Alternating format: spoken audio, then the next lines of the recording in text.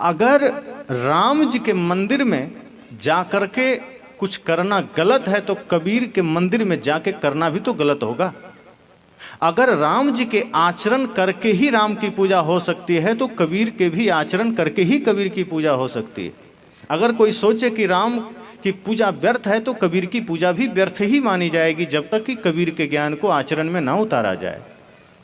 अगर पूरब की तरफ मुख करके खड़ा होना गलत है तो पश्चिम में मुख करना भी गलत है। अगर राम कहना गलत है तो रहीम कहना भी गलत है, क्योंकि शब्द तो दोनों ही हैं। अगर एक शब्द गलत है तो दूसरा सही कैसे हो जाएगा। मैं अक्सर कहा करता हूँ, शब्द अपने आप में कुछ नहीं होते, उन शब्दों को सत्य हम बनाते हैं। कोई भी शब्द तब तक कोई मतलब का नहीं है, कोई भी शब्द तब तक खोखला है, प्राणहीन है, जब तक व्यक्ति उन शब्दों को अपने आचरण में उतार कर उसे सत्य का रूप न दे दे। जैसे आपको प्यास लगी है और आप बहुत प्यासे हैं, बिना पानी के आप व्याकुल हैं, आपको कुछ अच्छा नहीं लग रहा, और मैं यहाँ कागज़ में लिख करके दे दूँ पानी पानी, सबको बांट दूँ, लो पी लो। अब कागज़ में लिखे हुए शब्द से आपकी प्यास अगर बुझ जाए तो बताइए। वो कागज़ में लिखा हुआ शब्द मात्र शब्द है, उससे कभी भी प्यास नहीं बुझ सकती, क्योंकि वो शब्द है और शब्द झूठ होता है। शब्द को सत्य हम बनाते हैं कि कागज़ में लिखे शब्द को देख करके आप पानी की व्यवस्था करें कहीं जाकर कि हाँ ये पानी से प्यास बुझेगी और मुझे पानी चाहिए, और फिर आप गिलास में पानी लेकर पी लें। वो शब्द जब सत्य का रूप ले लेता है तो वो शब्द सार्थक बन जाता है। कागज़ में लिखा है प्रेम, और सब लोग वही प्रेम को रट रहे हैं, कागज़ के प्रेम को। तमेव माता च पिता, कागज़ में लिखा है वही रट रहे हैं। सर्वे भवन्तु सुखिनः, कागज़ में लिखा है वही रट रहे हैं। भगवान के दर्शन से मुक्ति मिलती है, ये लिखा है, यही पढ़ रहे हैं, रट रहे हैं। रियल में वो उतरा ही नहीं है। सच्चाई तो यह है कि वो हकीकत बना ही नहीं, वो सत्य बना ही नहीं, वो शब्द शब्द रह गया। तो भगवान की जो कल्पना हुई है शब्दों का जाल ही तो है। और खेल चलता है। बंगाल के लोग जो भगवान की पूजा करते हैं मांस भी चढ़ा देते हैं, क्योंकि मांसाहारी होते हैं, और जो लोग शाकाहारी होते हैं फूल चढ़ाते हैं, मिठाई चढ़ाते हैं, फल चढ़ाते हैं। तो आदमी जैसा है वैसा भगवान का कल्पना कर लिया और अपने हिसाब से भगवान को चलाना शुरू कर दिया, और उसी में कोई हमारे समाज का अगुआ बन जाता है, पुजारी बन जाता है। तो उधर कोई पुजारी बना तो हम कहते हैं तो राम का पुजारी है, कृष्ण का पुजारी है, महादेव का पुजारी है, माता रानी का पुजारी, ये तो ढोंगी आदमी है। लेकिन यहाँ कबीर पंथ में कबीर का भी पुजारी लोग बन बैठा है, वो और महाढोंगी है। चलो वो तो फिर भी भगवान की कल्पना ही ऐसी है कि वहाँ पुजारी बन बैठा है। जिस कल्पना का विरोध सदगुरु कबीर ने किया, जिस पाखंड का विरोध सदगुरु कबीर ने किया, जिस आडंबर का विरोध सदगुरु कबीर ने किया, अगर उनके नाम पर भी कोई पुजारी बन बैठा है तो ये तो और ज़्यादा खतरनाक है। ये तो ऐसा ही हुआ कि किसी को रखवाली के लिए खड़ा किया गया कि तुम इस घर की रखवाली करो, और वही सामान चोरी करके भाग जाए। दूसरा चुराया तब तो कोई बात नहीं, चोरी कर सकता था दूसरा आदमी, लेकिन जो रक्षा के लिए खड़ा था वही चुरा लिया। जो सदगुरु कबीर पाखंड विरोधी हैं, जो सदगुरु कबीर जातिवाद के विरोधी हैं, छुआछूत के विरोधी हैं, उनके अनुयायी, उनको मानने वाले ही वो काम करने लगे जिसके खिलाफ सदगुरु कबीर थे। तो ये तो और खतरनाक मामला हो गया। और सदगुरु कबीर के मंदिर बनते हैं अब, और लोग बोलते हैं गगन मंडल से उतरे सदगुरु सत्य कबीर, अन्न आहार करता नहीं ताका नाम कबीर। अब कबीर साहब भी अन्न आहार करना छोड़ दिए लोगों की नज़र में। अपने गुरु, अपने भगवान को हम इस कदर ऊंचा बना देते हैं कि उनको भोजन से भी मुक्त कर देते हैं, लेकिन मंदिर में ले जाके हम भोग चढ़ाते हैं। प्रार्थना में कहते हैं भगवान भोजन नहीं करते, अब मंदिर में ले जाके भर भर थाली भोजन लगाते हैं कि भगवान भोजन कर लो। मजाक नहीं तो और क्या है। तो जितने सारे आडंबर इस धरती पर फैले हैं, जितने सारे पाखंड फैले हैं, सच में भगवान होते तो 1 मिनट में दूर कर देते। जिस प्रकार भारत के प्रधानमंत्री का, सुप्रीम कोर्ट का, राष्ट्रपति का अधिकार क्षेत्र पूरा भारतवर्ष है, वो पूरे भारत में जो चाहें कर सकते हैं, कोई रोक नहीं सकता। लेकिन भारत के बाहर ये लोग कुछ नहीं कर सकते, क्योंकि इनकी सीमा है। अगर भगवान की सीमा पूरा विश्व है, पूरा ब्रह्मांड है, तो कहीं उनकी इन सीमाओं में कुछ भी घटित हो रहा है तो इसका जिम्मेदार भगवान ही समझे जाएंगे। लेकिन वो भगवान कुछ कर क्यों नहीं रहे। वो भगवान कुछ अच्छा क्यों नहीं कर रहे? उनकी आंखों के सामने सब कुछ बिगड़ता चला जा रहा है, सब कुछ विनाश होता चला जा रहा है, परिवार नष्ट होता चला जा रहा है, समाज बिखरता जा रहा है।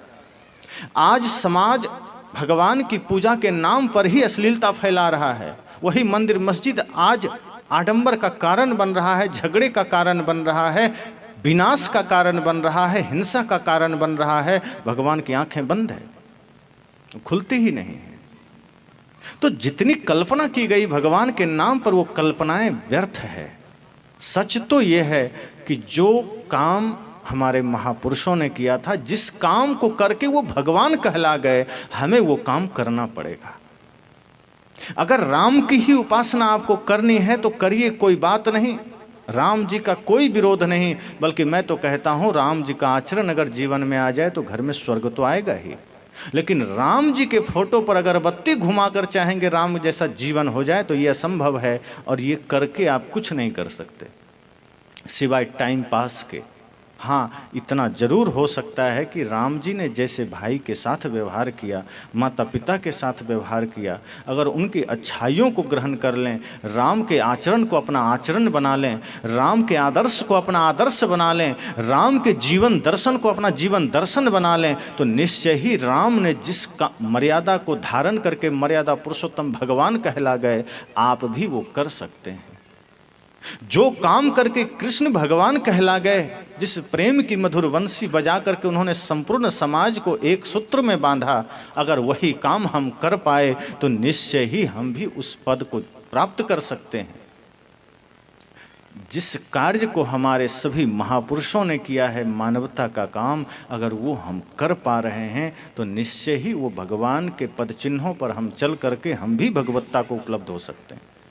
लेकिन सिर्फ उनके नाम रट करके, सिर्फ उनके नाम का बखान करके, सिर्फ उनकी झूठी महिमा का गुणगान करके अगर हम चाहते हैं हम अपना विकास कर लेंगे तो ये जाल तो फैल सकता है, अंधविश्वास तो फैल सकता है, सच्चाई में तो रत्ती भर कोई परिवर्तन नहीं होगा। और सच तो यही रहेगा कि हमारे जीवन में छुआछूत, आडंबर, पाखंड, अंधविश्वास, चमत्कार सब बने रहेंगे और जीवन में अशांति बनी रहेगी। मैंने कहा भगवान की कल्पना तो हुई, लेकिन उस कल्पना का आज असर इतना उल्टा हो गया कि व्यक्ति निकम्मा होता चला गया। आज भारत की समस्याओं का कारण कहीं ना कहीं ये भगवानवाद ही है। आज व्यक्ति अगर निकम्मा हुआ है तो उसका कारण भगवानवाद ही है, क्योंकि लोग सोचते हैं हमें क्या करना, इतना सस्ता काम मिल गया, गंगा में डुबकी लगाओ पाप कट जाएंगे, तो फिर कौन यहाँ धर्म का काम करे। मंदिर जा कर के एक बार अगरबत्ती घुमाने से जब सारा चमत्कार हो जाता है तो कौन सेवा करे, कौन माता पिता गुरु को सम्मान करे, कौन पड़ोसियों के साथ मीठा व्यवहार करे। दिन भर पाप करेंगे, दिन भर लोगों से झगड़ा करेंगे, माता पिता को रुलाएंगे, शाम में जाके शिव जी के मंदिर में 1 लीटर जल चढ़ा देंगे, ओम नमः शिवाय का जाप करके चले आएंगे, काम बन जाएगा। और यही होता आया है। 2 नंबर का धंधा करने वाला आदमी मंदिर जाता है, बढ़िया से बढ़िया क्वालिटी का मिठाई चढ़ाता, उतना तो पुजारी भी नहीं चढ़ाता। कोई बढ़िया साधारण भक्त जो सच में भक्ति करता है वो भी सिर्फ बेलपत्र चढ़ा के आ जाता है। लेकिन जो 2 नंबर का आदमी है, जो 2 नंबर का धंधा कर रहा है, वो बढ़िया क्वालिटी का पेड़ा लेके जाता है, मिठाई लेके जाता है और बड़े मेहनत से जाता है। वो ज़्यादा पाखंड भी दिखाता है। ऐसे लोग पैदल चल के जाता है। जो ज़्यादा घमंडी, अहंकारी और पाखंडी लोग होते हैं, जो ज़्यादा पापी लोग होते हैं, दुष्ट लोग होते हैं, वो मंदिर में उतना ही दिखावा करते हैं, वो उतनी ही तेज घंटी भी बजाते हैं ताकि लोगों को पता चले कि कोई पूजा कर रहा है। जो सच में पुजारी है वो चुपके से घंटी बजा के कब अगरबत्ती घुमा के निकल जाएगा पता भी नहीं चलेगा, क्योंकि वो जानता है कि मैं भगवान की पूजा कर रहा हूँ, मेरी पूजा भगवान के लिए। लेकिन जो सच में दुष्ट है वो इतना ज़ोर से करता है ताकि समाज को पता चले कि हम दुष्ट नहीं हैं, हम ठीक हैं, हम पुजारी हैं, हम इंसान बढ़िया हैं। वो दिखावा करता है। वो अगरबत्ती भी 2 नहीं जलाता, कम से कम 10-20 जलाता है ताकि लोगों को पता चले कि बड़ा पुजारी है। वो देर तक घंटी बजाता है, भले ही आपके कान फट जाएं, लेकिन उसको लगता है कि हमें एहसास तो दिलाएं कि हम बहुत बड़े पुजारी हैं। और मंदिर से निकल करके वो फिर वही प्रार्थना तो कर रहा होता है, शब्द तो निकलते हैं ओम जय जगदीश हरे, लेकिन मन में गणित चलता है कि अब जाके किसकी जेब काटना है, किस अनाज में क्या मिलाना है, कहाँ से 2 नंबर काम करना है, कहाँ से क्या रजिस्टर में उल्टा सीधा करना है, कहाँ से बही खाता गड़बड़ करना है, वो मन में वही चलता रहता है। और दुकान बिजनेस व्यापार में जाके फिर वही काम करता है और 2 नंबर की कमाई से महल खड़ा कर लेता है। तो ऐसे लोग को भगवान का थोड़ा भी डर नहीं, वो भी जानता है भगवान क्या कर ले, क्योंकि वहाँ तो अगरबत्ती चढ़ा रहा है बढ़िया बढ़िया और बाहर निकलते बढ़िया सिगरेट जला रहा है। तो ऐसे लोग को थोड़े पता है भगवान कहाँ है। अगर सच में उसे पता होता कि भगवान वहाँ नहीं यहाँ है तो वो सिगरेट थोड़े जलाता। जहाँ नहीं है वहाँ अगरबत्ती जल रही है, जहाँ है वहाँ सिगरेट जल रहा है। जहाँ भगवान नहीं है वहाँ गंगा जल और दूध चढ़ा रहे हैं, और जहाँ सच में हृदय में भगवान विराजमान है वहाँ शराब चढ़ा रहे हैं। शाम होते ही यहाँ शुरू हो जाता है, यहाँ तो शराबबंदी लागू नहीं है। रास्ते से कभी कभी गुजरते हैं तो जगह जगह भीड़। शुरू में तो हम चकरा जाते, कहीं कोई मंदिर है क्या इधर, ऐसा लगता था। बाद में पता चला नहीं, सबसे बड़ा मंदिर है। उस मंदिर में तो आदमी 10 मिनट के बाद तुरंत निकल लेता है, कोई कोई नहीं भी जाता। पर एक ठेका वाला जो मंदिर है, दारू वाला, वहाँ आदमी बड़े धैर्य रखकर लाइन में खड़ा रहता है। वहाँ बड़ा धैर्य है। कहीं और चला गया, थोड़ा सा 2 मिनट लेट हुआ, निकल जाएगा, चलो दूसरा जगह देख।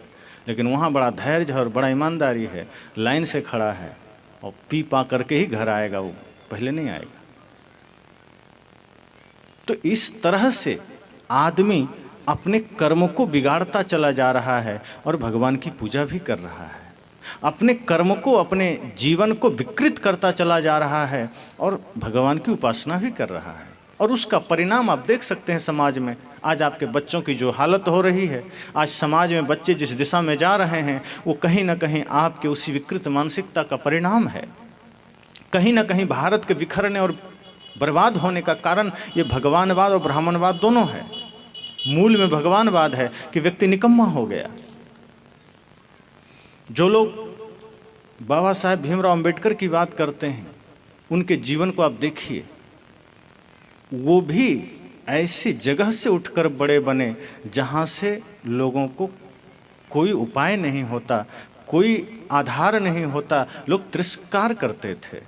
और वहाँ से उन्होंने अपने भीतर एक जज्बे को जन्म दिया, एक संकल्प को मजबूत किया कि मुझे समाज से लड़ना नहीं है, बल्कि वो योग्यता हासिल करनी है, वो शक्ति जागृत करनी है, वो शक्ति स्थापित करनी है जिसके बल पर मैं समाज को वो दिशा देने में सक्षम हो जाऊं जिस दिशा में आज उसे कोई लगने नहीं दे रहा है।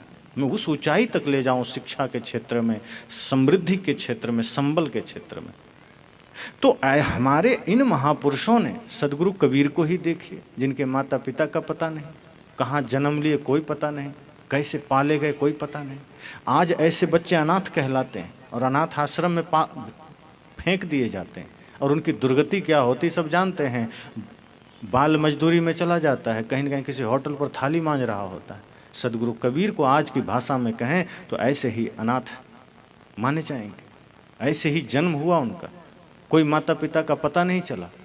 एक मुस्लिम जुलाहे ने पाला और पाल पोस करके बड़ा किया, लेकिन सदगुरु कबीर उस एकदम पिछड़े जगह से, अंतिम इकाई से स्वयं को जागृत किया। और जहाँ सब और तिरस्कार मिल रहा था, कोई शिक्षा नहीं, कोई दीक्षा नहीं, वहाँ किसी तरह रामानंद जी से दीक्षा मिली। प्रारब्ध भीतर था, संस्कार भीतर था, एक सत्य का संपूर्ण खजाना भीतर छिपा था और उन्होंने धीरे धीरे जागृत किया और उस अंतिम इकाई से उस श्रेष्ठतम ऊंचाई पर पहुंच गए जहां से वो भी भगवान बन गए। हम सबको प्रेरणा लेनी चाहिए कि ऐसे महापुरुष की सिर्फ वंदना करके हम नहीं जा सकते। जैसा उन्होंने किया है वो योग्यता, वो सामर्थ्य अपने भीतर हमें भी जगाना होगा। और जब एक पिता ये संकल्प ले लेता है, एक माँ ये संकल्प ले लेती है, तो उसके बच्चे निश्चय ही श्रेष्ठ बनते हैं।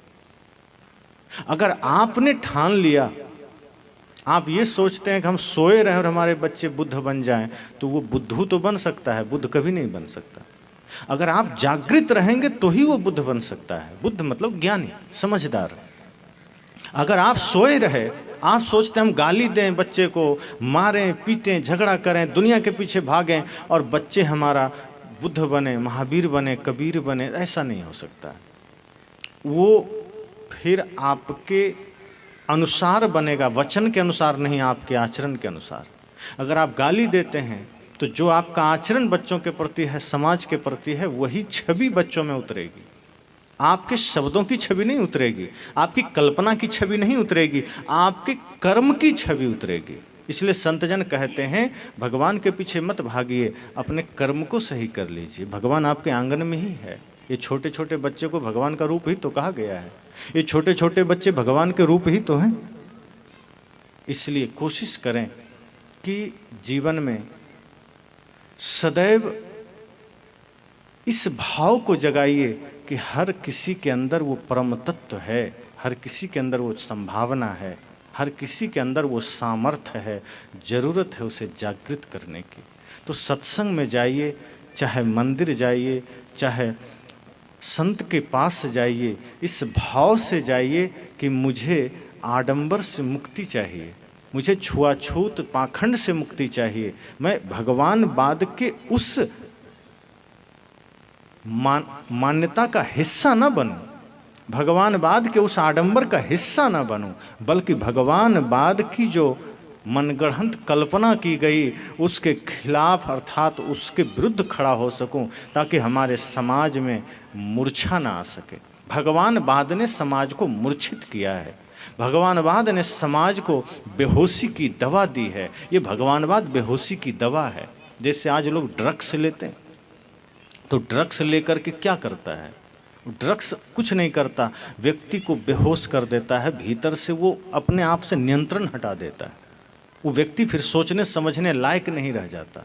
वो इतना संकुचित हो चुका है आज का इंसान, इतना सिमट चुका है कि अब वो नशा लेके अपने को विस्तृत करना चाहता है। स्वाभाविक नहीं हो रहा। वही भगवानवाद का भी नशा है। जब व्यक्ति पर चढ़ जाता है तो वो व्यक्ति फिर सच्चा धार्मिक नहीं रह जाता, इंसान नहीं रह जाता, फिर एक सच्चा पुत्र नहीं रह जाता, एक पिता नहीं रह जाता, एक माँ नहीं रह जाती, एक गुरु नहीं रह जाता, कुछ भी नहीं रह जाता। फिर वो क्या हो जाता है आप देख लीजिए ऐसे लोगों को, फिर समाज बिखरता चला जाता है। तो इसलिए ऐसी कोशिश करें कि हम अपने भीतर की भगवत्ता को जगा सकें। तब एक माता, एक पिता जो समाज को, आने वाली पीढ़ी के लिए आप एक संतान दे रहे हैं, इस देश के लिए, इस दुनिया के लिए, आपके द्वारा ही संतान इस धरती पर आ रहे हैं, तो आप अपने को ऐसा तपस्वी बना लीजिए कि आपके तप का प्रभाव स्वाभाविक आपके बच्चों पर ऐसा पड़े कि आपको उसके पीछे डंडा लेके खड़ा ना होना पड़े, आपको उसके पीछे चक्र ना बनाना पड़े, आपके स्वाभाविक संस्कार उसके जीवन में उतर जाए, ताकि आप जैसा चाहते हैं वो परिकल्पना उसमें साकार हो सके। संत कहते हैं कि आप जैसी संतान चाहते हैं वैसा बस जीवन बना लीजिए, आपको ज़्यादा कुछ नहीं करना पड़ेगा, क्योंकि फिर आपका संस्कार उसके जीवन में आएगा, और जब आपका संस्कार आएगा तो इस समाज में जो विकृतियाँ आई है वो सही हो जाएंगी। आज समाज जो विकृत हुआ है वो इसलिए हुआ है कि आज जो भी माता पिता बन रहे हैं बेहोशी में बन रहे हैं। होश नहीं है कि हम माता पिता तो बन रहे हैं, खेल खेल में सब माता पिता बन जा रहे हैं। आज सारा काम इसी तरह हो रहा है बेहोशी में, और जब बेहोशी में कोई माँ बाप बन जाता है तो बच्चे भी बेहोश होते हैं बचपन से ही। फिर वो जवान तो हो जाते हैं लेकिन बेहोश रहते हैं, और इसलिए आज का भारत का युवा भटकता जा रहा है। आज का भारत का युवा जो कभी भगत सिंह के समय का युवा रहा है, नेताजी सुभाष के समय का युवा रहा है, महाराणा प्रताप के समय का युवा रहा है, खुदीराम बोस के समय का युवा रहा है, जो देश के लिए मर मिटता था, आज का युवा दारू शराब के लिए मर मिटता है, गुटखा गुड़ाकू के लिए मर मिटता है, धन दौलत के लिए मर मिटता है, देश के लिए तो ख्याल भी नहीं आता। तो आज अगर आपने अपने भीतर वो भगवत्ता जगाई है, अगर आज आप अपने भीतर के उस शक्ति सामर्थ्य को आपने जगाया है, एक तपस्वी माता पिता बनने की चेष्टा की है, तो आपके बच्चे में वो सामर्थ्य स्वतः जागृत होगा। जो कभी बच्चा भरत में था, 2 वर्ष की अवस्था में उस शेर की दांत गिनने का सामर्थ्य रखता था। आज आपके बच्चे बिल्ली चूहे कुत्ते से डरता है, आप डरा देते हैं कौआ है, ये बिल्ली है, भूत है, आपके बच्चे डर से घर घुस जाते हैं। एक समय था जब बच्चा भरत शेर का दांत गिनता था। ये सामर्थ्य हमारे मिट्टी में है, इस भारत की भूमि में है। ज़रूरत है माताओं को वो सामर्थ्य जागृत करने का, और जिस दिन आपने जागृत कर लिया उस दिन फिर ये भगवानवाद की ज़रूरत नहीं पड़ेगी, आपका बच्चा ही भगवान बन जाएगा। माता पिता ही अगर अपने बच्चों के लिए भगवान बन सकें अपने कर्म से, अपने आचरण से, तो आप देखेंगे कि आपके बच्चे भी उस सामर्थ्य के साथ खड़ा होंगे जो विश्व इतिहास को बदल सकता है। तो ऐसे पुत्र का माँ बाप आप बन सकें, यही शुभकामना करता हूँ।